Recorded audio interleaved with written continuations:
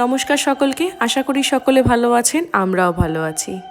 দিনটা 29শে অক্টোবর, বৃহস্পতিবার, সন্ধেবেলা। আগামীকাল বাড়ির পুজো। পুজোর আগের দিন সন্ধেবেলা কিছু নিয়ম আছে। এখন হচ্ছে তাল ঠান্ডা। তাল ঠান্ডা মানে ঢাকিকে বরণ করে নেওয়া হয়।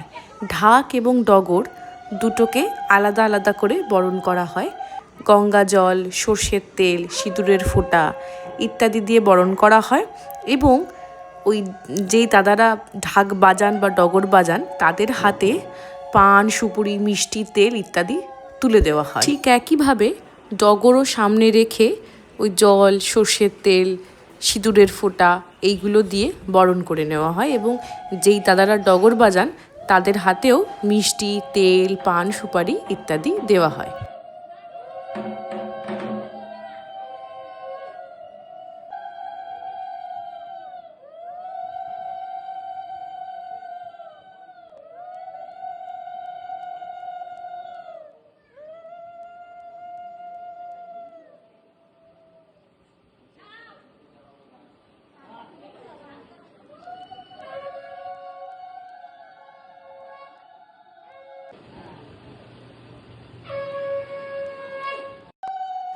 তাল ঠান্ডা হওয়ার পর এখন হয় মায়ের অধিবাস, যেখানে মাকে বরণ করা হয়, মাকে সিঁদুর পরানো হয়, আলতা পরানো হয়।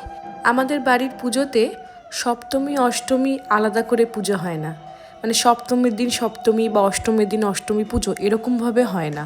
আমাদের বাড়ির পুজোর নিয়ম হলো নবমী তিথিতে সপ্তমী, অষ্টমী, নবমী তিনটে পুজো একসঙ্গে হবে। আগামীকাল মানে 30শে অক্টোবর হলো নবমী, তাই নবমীর দিনকে সপ্তমী, অষ্টমী, নবমী তিনটে পুজো একসঙ্গে হবে এবং পরদিন যেরকম দশমী সেরকমভাবে দশমীর পুজো হবে।